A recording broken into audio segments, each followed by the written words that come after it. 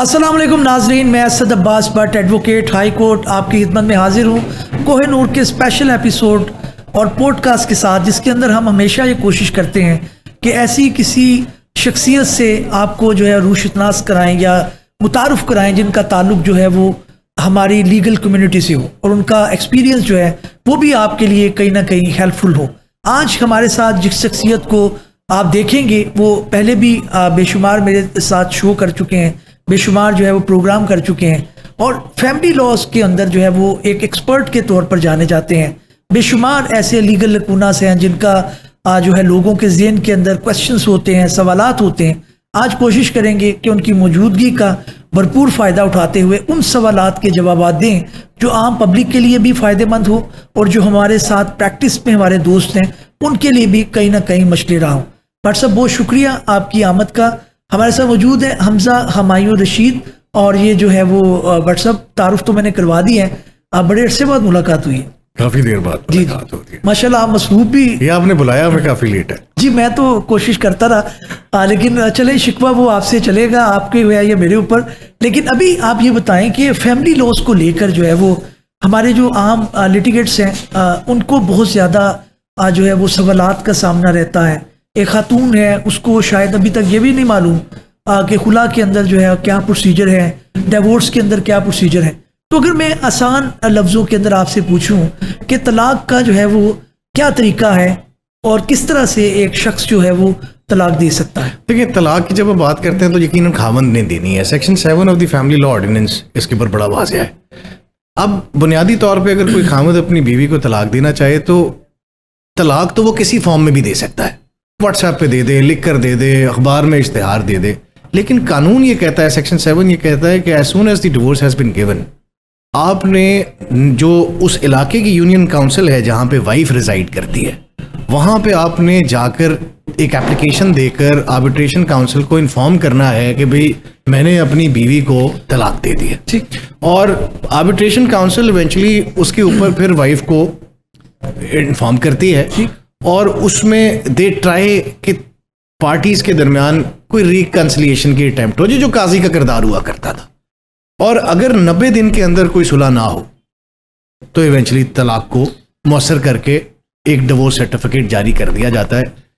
अगर कोई शख्स ये समझे कि जी तलाक मैंने अपनी बीवी को दे दी और मेरी जिम्मेदारी पूरी हो गई, मैरिज हैज एंडेड, तो शरई तौर पे तो हो गई, ठीक। लेकिन लॉ ऑफ द लैंड के तहत उस वाइफ के पास ये मुकम्मल इख्तियार है कि वो अदालत में जाके आपके खिलाफ खर्चे का केस तब भी फाइल कर सकती है और फिर आप साबित नहीं कर पाएंगे। मैं खर्चे पे आऊंगा। तलाक में 2 पॉइंट जो है वो आपकी डिस्कशन से निकलेंगे जो आम भी लोग। एक तो ये बताएं कि क्या इकट्ठी तलाक के सलासा जिसे गालबन बोला जाता है वो हमारे मुल्क के अंदर अभी भी राइश है? क्योंकि लोग ये कहते हैं कि गुस्से के अंदर मैंने दे दी।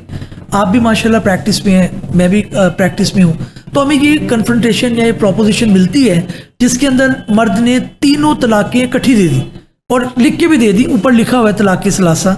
इसके अंदर क्या वो समझते हैं कि वो तलाक हो गई या उसको एक तलाक समझा जाए? देखिए, हमारा कानून ये कहता है कि तलाक किसी भी फॉर्म में दी जा सकती है। ठीक। वो तलाक सलासा हो, वो तलाक बैन हो, वो तलाक बिद्दत हो, वो तलाक हसन हो, वो तलाक एहसन हो, तलाक किसी भी फॉर्म में आप दे सकते हैं। ठीक। लेकिन जो प्रोसीजर कानून ने बयान किया है वो ये है कि डिस्पाइट द फैक्ट कि आपने तलाक एहसन दे दी, तलाक बाइन या बातिल दे दी, 90 दिन का प्रोसेस पूरा होना है। ठीक। अब किसी फॉर्म में, हाँ, इसमें एक बड़ी इंटरेस्टिंग हमारी लॉ हाई कोर्ट की जजमेंट आ गई है कि उन्होंने कहा कि 3 तरीके से आप मैरिज को एंड कर रहे होते हैं। एक है तलाक जो खामन दे रहा है, एक जो खुला जो वाइफ अदालत पे प्रोसीड करती है, और एक तीसरी चीज है तलाक मुबारत। ठीक। जो मियाँ और बीवी दोनों मिलकर एक म्यूचुअल एग्रीमेंट करके कहते हैं जी हम मैरिज को एंड कर रहे हैं। कानून ये कहता है कि लॉ हाई कोर्ट की जजमेंट ये कह रही है कि इद्दत की जरूरत सिर्फ और सिर्फ उस सूरत में रहेगी जहां पे खुला या तलाक दी जा रही हो। अगर तलाक मुबारत आ जाए इद्दत की जरूरत है ही नहीं, क्योंकि दोनों ने मैरिज एंड कर दी, अब रिकंसिलिएशन की तो ऑप्शन ही खत्म हो गई। या हस्बैंड ने तलाक बाइन कर दी है जिसमें 3 तलाकें इकट्ठी भेज रहा है। ठीक। तो उस सूरत में भी रिकंसिलिएशन का चैप्टर, तो इद्दत का प्रोसेस वहां खत्म हो जाएगा। और आर्बिट्रेशन काउंसिल को हिदायत की गई है कि जहां पे भी आपके पास 3 तलाक बिद्दत आ जाए या तलाक मुबारक आ जाए, डिवोर्स सर्टिफिकेट मौके पे जारी कर दें, इद्दत का इंतजार? मैं फिर आता हूँ। देखिए, बड़ा इंपॉर्टेंट क्वेश्चन है, मुझे बेशुमार आपको पता है कॉल्स आती हैं, फिर लोग पूछते हैं ये जो तलाक अगर दे दी एक शख्स ने तीनों इकट्ठी और तलाक के सलासा लिख के दे दिया, अब 90 दिन से पहले उसके पास ऑप्शन है कि वो उसको ले ले, लेकिन 90 दिन गुजर जाने के बाद क्या वो तलाक मुकम्मल हो जाएगी या उसको एक तलाक समझा जाएगा? ये बड़ा इंटरेस्टिंग बट सब सवाल है आपका। देखें, अगर एक खामन ने पहली बात है तलाक दी, वो 3 तलाक इकट्ठी भी दे सकता है। ठीक, वो तलाक 1 दिन के बाद, 30 दिन बाद, 30 दिन के बाद, अगले 30 दिन, तो वो उसकी मर्जी है। लेकिन हमने कहा कि अगर तलाकें तीनों इकट्ठी दे दी जाए, ठीक, तो वो तो तलाक बिद्दत बन गई, फिर तो इद्दत वाला प्रोसेस है ही नहीं। ठीक है। लेकिन अगर उसने एक तलाक दी है, वो तलाक एहसन हो या वो तलाक हसन में हो, अब वो दूसरी तलाक देने जा रहा है या तीसरी तलाक देने जा रहा है, तो वो डिवोर्स रिट्रीवेबल है। ओके, यानी ऐसी डिवोर्स जो आपकी जुबान से निकल गई है, आप उसको 1 डिवोर्स काउंट नहीं कर सकते। अच्छा, वो तीनों होगी। That divorce will not be affected until the 90 days period has lapsed. मुसलमान औरत जो है वो इस्लाम ने तो जाहिर है हमने भी पढ़ा बड़ी आसान ज़िंदगी बनाई है उनकी, लेकिन डिवोर्स का क्योंकि हम पॉइंट डिस्कस कर रहे हैं, इसके अंदर एक सिचुएशन ये आती है कि जनाब उसको कहा जाता है कि जनाब ये एक डिवोर्स दी गई और अब वो तलाश कर रही है कानूनी राय मिल जाए, कोई शरीयत के मुतल्लिक एक्सपर्ट मिल जाए। अब वो उनको कहा जा रहा है कि नहीं बीबी, आपने अब दोबारा आप करेंगी निकाह किसी से, उसके बाद आप अब वापस अपनी मियाँ की अक़द में आ सकती हैं, जिसे आप जानते हैं एक लफ्ज़ इस्तेमाल किया जाता है हलाला इंटरवीनिंग मैरिज। जी। अब ये क्या इसके अंदर रिक्वायरमेंट है कि वो पहले किसी शख्स से करे दूसरे से शादी, विच इज़ वेरी डिफिकल्ट, और उसका एक डिवोर्स हुआ है, अभी 3 नहीं हुए, तो इस मामले में कानून क्या कहता है? सर हमारा अगर देखें, अब यहाँ 2 बातें, यानी हलाला का जो है, मैं आप समझ गए हैं हलाला ज़रूरी है किस सेंस के अंदर, और ये फिर ये भी थोड़ा आगाह कर दीजिएगा कि हलाला प्लान करके कि आप जी मैंने वापस जाना है अपने पहले शोहर के पास और फिर मैं हलाला करूँ, क्या ये भी इस्लाम में है कि इसको किस तरह से करें? देखें, इसमें सर 2 पहलू हैं। एक है कानूनी पहलू। हमारे कानून में फैमिली लॉ ऑर्डिनेंस के अंदर सेक्शन 7 सबसेक्शन 5 में इंटरवेनिंग मैरिज का जिक्र है, ठीक, लेकिन कानून कहता है कि एक खातून इंटरवेनिंग मैरिज तब तक नहीं करेगी, यानी विच मीन्स कि वो अपने खामन के साथ रीमैरी कर सकती है फॉर 3 टाइम्स। 3 टाइम्स। अच्छा, ये 3 टाइम्स का क्या मतलब है? यहाँ वर्ड डिवोर्स नहीं है, मैरिज है। कानून कह रहा है कि अगर एक खामंद ने या बीवी ने मैरिज को एंड करने के लिए खुला प्रोसीड कर दी, हस्बैंड ने तलाक दे दी, जिस दिन पहला डिवोर्स सर्टिफिकेट आया दैट इज वन डिवोर्स। ठीक ठीक। उसके बाद सेकंड टाइम रीमैरी हुआ, फिर डिवोर्स सर्टिफिकेट आया, अच्छा 2 डिवोर्सेस हो गई। ठीक। और तीसरी जो मैरिज है, दोबारा लेट से रीमैरी किया और अब तीसरा सर्टिफिकेट आ गया। अब 3 दफा अगर किसी खातून ने अपने खामन से तलाक ली है या खुला ली है, तो चौथी दफा वो रीमैरी नहीं कर सकती उससे जब तक वो इंटरवीनिंग मैरिज। लेकिन बट साहब आप ये बड़ी एक अजीब सी बात बता रहे हैं और ये मेरे ऑडियंस के लिए भी ये बड़ा एक सरप्राइज होगा। आप कह रहे हैं कि हलाला के बगैर ना सिर्फ एक दफा, दूसरी दफा और तीसरी दफा आप कर सकते। देखिए मैं ये कह रहा हूँ कि हलाला डिवोर्स सर्टिफिकेट से एस्टैब्लिश हो रही है। जी जी। देखिए ना, आपको पता है कि ये शरई जो लोग हैं वो शरई उस पर आती है बात, तो वो अब उसके अंदर भी ओपिनियन है। औरत जो है बेचारी पिछली, उसको समझ नहीं आ रही। एक इलामा साहब कह रहे हैं कि जी आप पहले शादी करें, हलाला करें, फिर आप दूसरी तरफ आएंगे। दूसरे इलामा कह रहे हैं जी नहीं जरूरत नहीं है, मैं आपको सर्टिफिकेट दे देता हूँ। Sir we have seen cases जहाँ पे वाइफ कह रही है मेरे खामन ने मुझे तलाक दी थी, खामन कहता है मैंने दी नहीं। जी। खामन कहता है मैंने तलाक दे दी, बीवी कहती है झूठ बोल रहा है। ठीक। सो कानून ने इसी मंशा के तहत ये इंश्योर किया था कि अगर कोई शख्स डिवोर्स दे रहा है ना, तो that divorce has to be recorded before the arbitration council.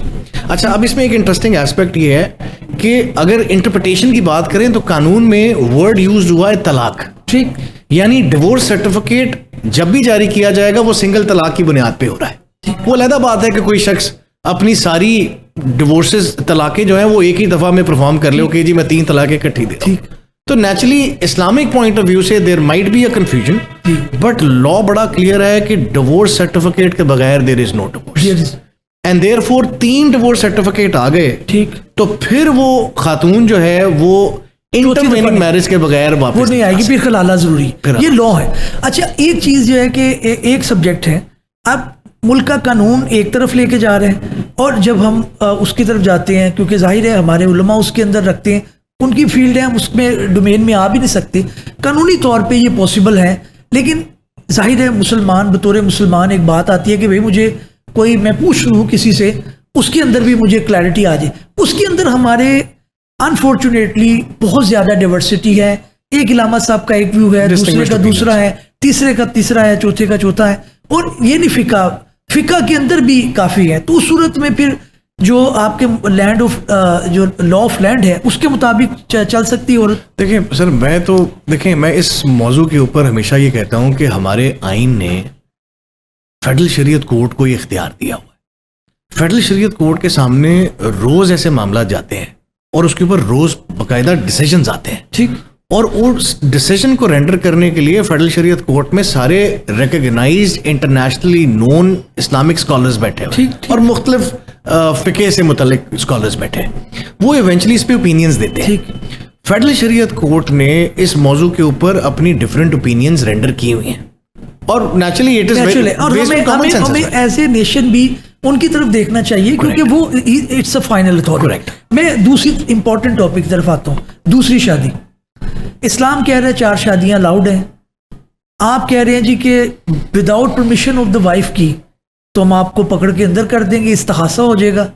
भाई मैं मुसलमान हूँ, मैं अगर अफोर्ड करता हूँ, और जो इस्लाम ने, इस्लाम के आगे तो सरनगू हैं, हम मुसलमान हैं, उसके अंदर तो दूसरा आर्ग्यूमेंट नहीं, और इस्लाम मुझे कह रहे हैं, और हम समझ रहे हैं कि खवातीन की तादाद बहुत ज़्यादा, और बहुत ज़्यादा इस तरह के इंसिडेंट हैं जिसके अंदर लोग सिद्के दिल से नीयत के साथ दूसरी शादी करना चाहते हैं। कोई बेवा है, कोई डिजर्विंग औरत है, कोई पता चलता है कि यार ये कोई ऐसा नहीं है कि कोई होता है ना कि लोंडा लपाड़ा है वो कर रहा है, ऐसी बात नहीं है। वो सेंसिस के साथ एक जेंटलमैन तरीके से निकाह करना चाहते हैं, पहली बीवी नहीं मान रही, कानून आपने इतना सख्त बना दिया, क्या वाकई ये सख्त है, इसके अंदर कोई दूसरी बात? सर देखें, 2015 तक कोई भी मुसलमान पाकिस्तानी शहरी, उसको शादी दूसरी या तीसरी या चौथी करते हुए कोई इजाज़त दरकार नहीं थी, ठीक।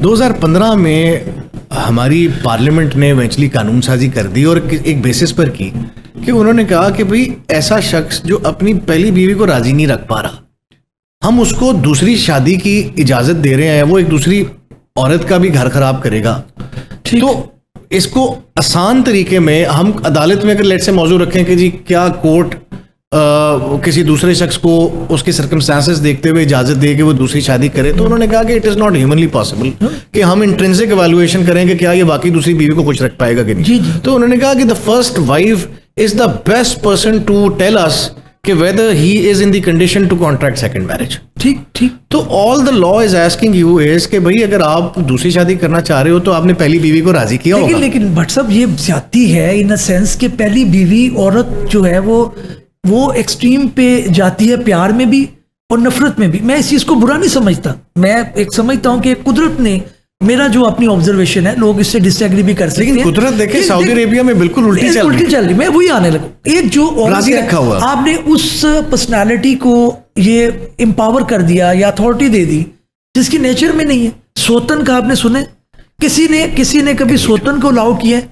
आप उसको हीरे जवाहरात के अंदर उसको आप जड़ दें, आप उनको कहें कि जी आपको दुनिया की सारी सहूलतें मिल जाएंगी, औरत से आप नहीं ले सकते दूसरी शादी अनलेस कि आप कोई उसके साथ उसको ब्लैकमेल या इस तरह ना करें, तो वो पॉसिबल नहीं है। एग्रीड, आपकी बात दुरुस्त है, लेकिन देखें हम बात कर रहे हैं कि हमारे माशरे में एक ऐसा आदमी जो कि पहली बीवी को राजी नहीं रख सकता, ठीक, वो उसको मारपीट करता है, वो उसको खर्चा नहीं देता, ऐसे शख्स को दूसरी शादी की इजाजत दी जा रही है। तभी फिर आर्बिट्रेशन का काउंसिल का कहा गया कि उससे इजाजत ले, उधर बात खुले, वहां पे आर्बिट्रेशन काउंसिल के सामने वो पहली बीवी जाए और जाकर कंसीड कर दे कि मेरा खामद बेहतरीन आदमी है जी, मुझे उसने राजी रखा हुआ, ठीक, इसको दूसरी शादी। यहाँ पे एक बहस है, अब ये मर्द जो सुन रहे हैं उनके लिए इंटरेस्टिंग पॉइंट है, जो शादी दूसरी राइट भी है।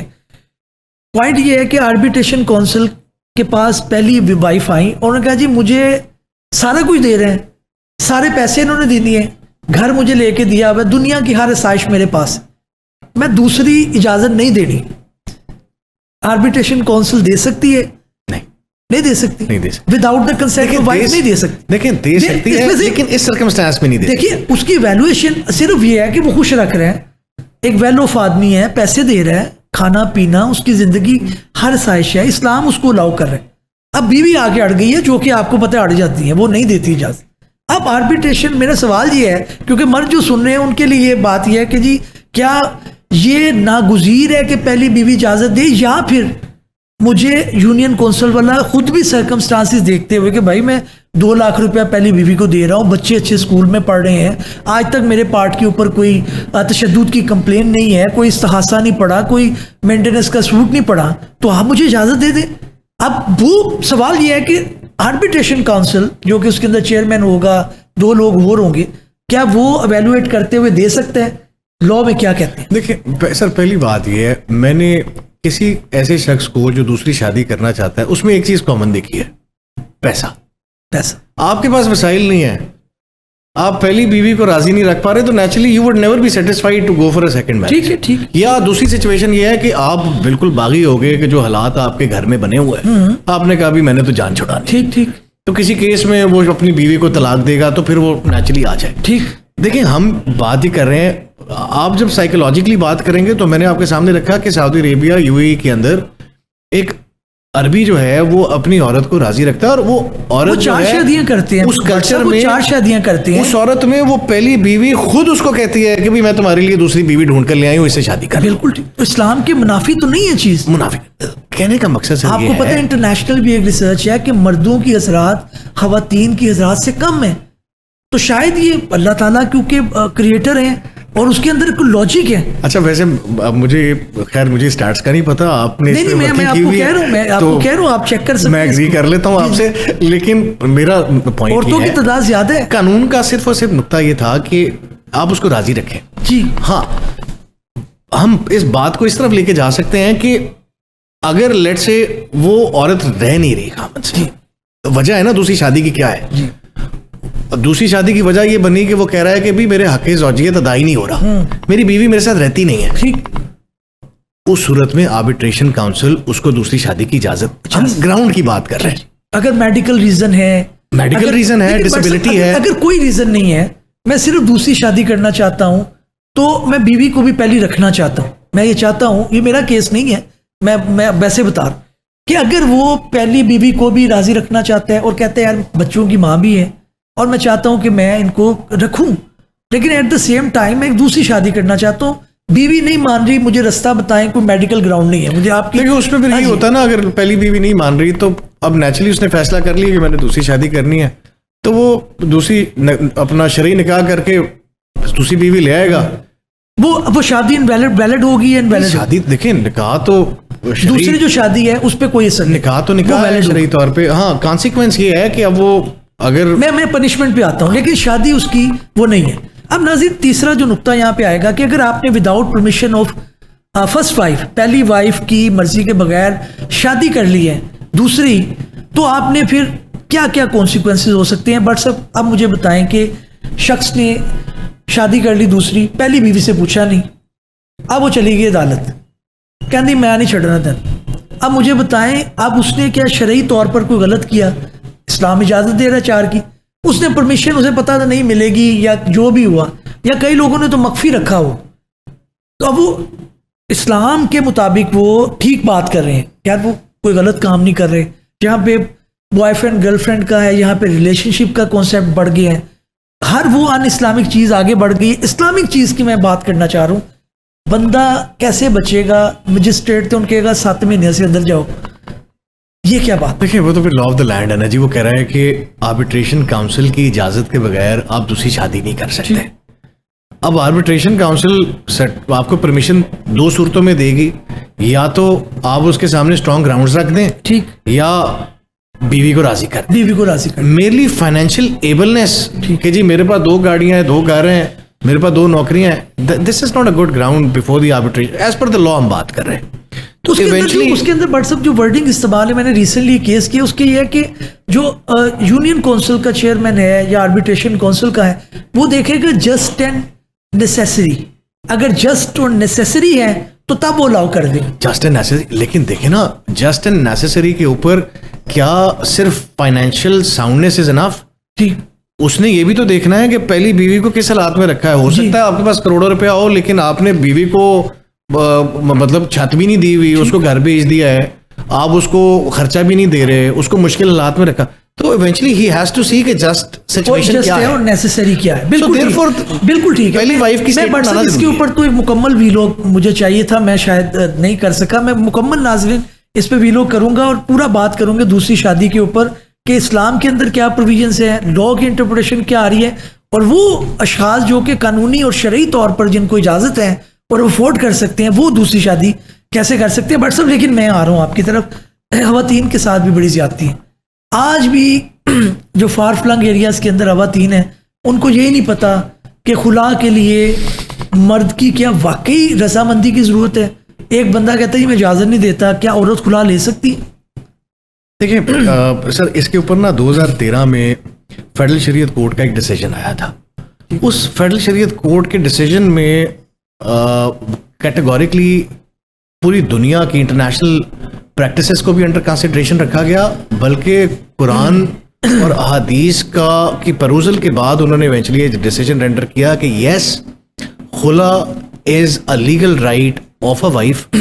और इंटरेस्टिंग एस्पेक्ट ये है कि इसके ऊपर आपको इंटरनेशनली हर इस्लामिक कंट्री में, सऊदी अरेबिया, मलेशिया, टर्की, हर जगह पे खुला नजर आती है। ठीक, हमारे मुल्क में भी ये निज़ाम 1964 से राइज है, बल्कि इससे पहले का है। ठीक, अच्छा, अब वो 2013 की जजमेंट को जो फेडरल शरीयत कोर्ट में बैठे हुए हमारे इस्लामिक स्कॉलर्स ने रेंडर की, उसकी मिस इंटरप्रिटेशन शुरू हो गई कि अज्यूम ये कर लिया गया हमारे कुछ इस्लामिक स्कॉलर्स की तरफ से कि शायद फेडरल शरीयत कोर्ट ने ये कहा है कि खुला हो सकती है, लेकिन सिर्फ तब हो सकती है जब खामंद अदालत में मौजूद हो। अभी 2023 में कुछ स्कॉलर्स की जब डिफरेंट वीडियोस सामने आई, उनकी स्टेटमेंट्स ऑन रिकॉर्ड आई, तो उसके बाद फेडरल शरीयत कोर्ट ने एक खुला के मौजू के ऊपर ही एक खामंद आ गया, उसने कहा जी कि मुझे पता ही नहीं चला, मुझे कोई नोटिस ही नहीं आया, तो मेरी बीवी को अदालत ने खुला दे दिया, इसको नल एंड वाइड कर दिया जाए। तो अदालत ने उस केस को बेस बनाते हुए उन्होंने इवेंचुअली फिर रेफर किया कि भाई हमारी 2013 की जजमेंट को मिस इंटरप्रेट किया गया। It is absolute legal right of a wife, she can approach the court seeking खुला, और अगर वो ये कहे कि मुझे अपने खामन से नफरत है तो this would be a good ground for ending the marriage.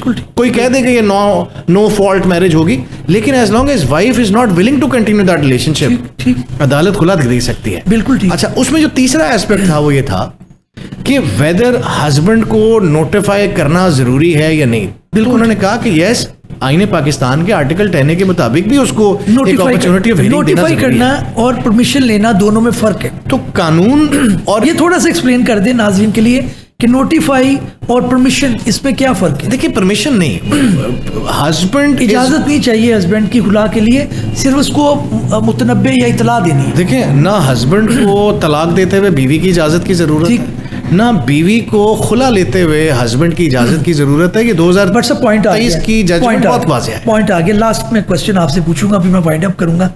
औरत के साथ काफी मसाइल हैं सोसाइटी के अंदर। औरत को जब तलाक या खुला लेती है, इंटरनेशनली तो ये है कि चाहे वो खुला ले या तलाक दें, आपको आधा गालबन अपनी प्रॉपर्टी का उनको देना पड़ेगा, ये लॉ है उनको, यानी शायद इसी वजह से लोग करते भी प्रीनअप कहते हैं जी। अब पाकिस्तान के अंदर बेचारी औरत को आपने तलाक दे दी या उस बेचारी ने खुला तलाक ले ली, तो फिर तो उसको हक महर जो है वो लोग रस्मन लिख देते हैं जी कि 5,000 10,000, उस बेचारी को कुछ भी नहीं मिलना।